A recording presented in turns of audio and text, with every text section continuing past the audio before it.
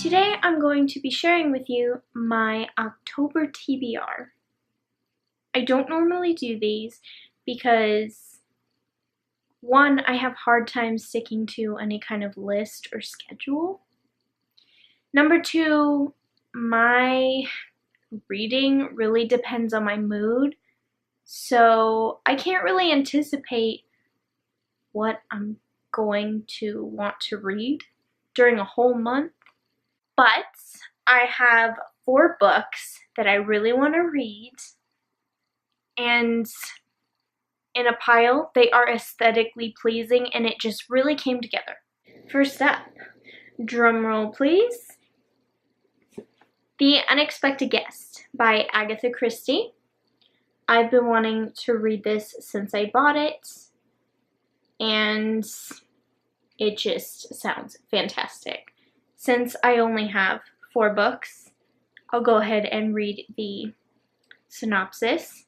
Along a mist-shrouded country road in South Wales on a chilly November evening, engineer Michael Starkweather's car stands hopelessly stuck in a muddy ditch.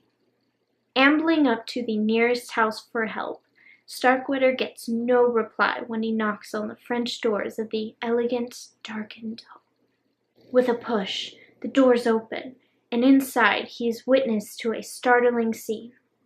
A man, slumped over dead in a wheelchair, and his lovely young wife standing nearby, with smoking gun in hand. Laura Warwick immediately confesses to the crime, but Starkweather, a man intrigued by what lay beneath the surface, begins to uncover family ties and chilling motives, as twisted as the back roads of rural Wales, and soon discovers that in this seemingly open and shut case, nothing is what it appears to be. Does that not just sound like a fall read? It takes place in November. I'm a November baby. It's perfect. The text inside, and hopefully there's no spoilers. If you can see, the text inside is pretty big. So, yeah, I could definitely see myself flying through this. Book number 2 is The Postcard Killers by James Patterson and Liza Markland? Markland? Yeah, sounds right. I don't know. I've had this not for a super long time, but it just sounded really interesting, and I really enjoyed Sue by James Patterson. So I wanted to give this a try. First of all, look at the top. Do you see that?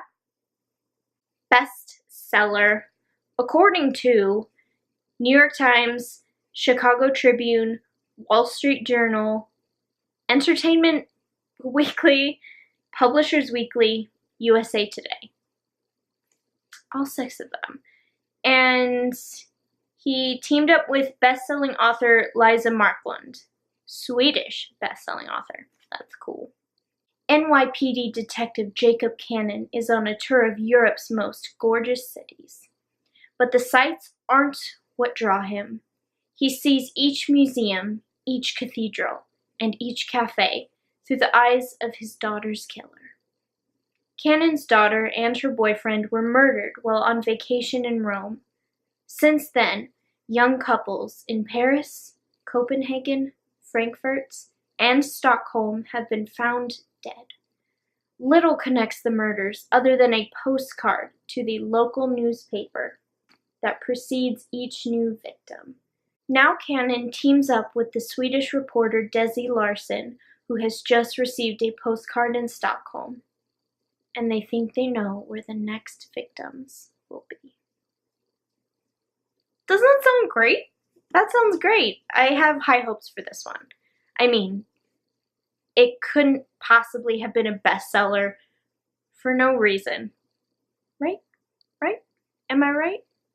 Exciting. And it's just like a great fall read. I realize that the time it takes place is probably more around summer, but it's a crime novel, so I don't care. Perfect time to read it. The third book on my TBR, drumroll please, In the Garden of Beasts, Love, Terror, and an American Family in Hitler's Berlin by Erik Larson. This one's going to be a tearjerker, but it sounds really good. The time is 1933. The place, Berlin, when William E. Dodd becomes America's first ambassador to Hitler's Germany in a year that proved to be a turning point in history. A mild-mannered professor from Chicago, Dodd brings along his wife, son, and flamboyant daughter Martha. At first, Martha is entranced by the parties and pomp and the handsome young men of the Third Reich with their infectious enthusiasm for restoring Germany to a position of world prominence. But as evidence of Jewish persecution mounts, confirmed by chilling first-person testimony, her father telegraphs his concerns to a largely indifferent State Department back home. Dodd watches with alarm as Jews are attacked, the press is censored, and drafts of frightening new laws begin to circulate. As that first year unfolds and the shadows deepen, the Dodds experience days full of excitement, intrigue, romance, and ultimately horror when a climactic spasm of violence and murder reveals Hitler's true character and ruthless ambition. It's going to be emotional, but I'm ready to dive in and read what this story is about. The fourth and final book on my TBR is one that I've heard nothing but great things about, and it is perfect for fall and Halloween. The Night Circus by Erin Morgenstern. I found this book in a thrift store, and it's basically brand new. And this is actually, I took the sticker off, obviously, but it was a Target book. And it's honestly only got a few little dents in it, but otherwise, great condition. I was really excited to find it because I only paid like $1, $2 for it. The circus arrives without warning. No announcements precede it. It is simply there, when yesterday it was not. Within the black and white striped canvas tents is an utterly unique experience full of breathtaking amazements. It is called, and it is only open at night. But behind the scenes, a fierce competition is underway. A duel between two young magicians, Celia and Marco, who have been trained since childhood expressly for this purpose by their mercurial instructors. Unbeknownst to them both, this is a game in which only one can be left standing. Amidst the high stakes, Celia and Marco soon tumble headfirst into love, setting off a domino effect of dangerous consequences, and leaving the lives of everyone from the performers to the patrons hanging in the balance. Sounds so good. I'm excited. Now, here's the sack together. It is so aesthetically pleasing, I might have to take an Instagram shot. It's color coordinated and everything, and how great is that? It's still September at the time I'm filming this, and I'm currently reading Jane Eyre and The Cater Street Hangman by Anne Perry.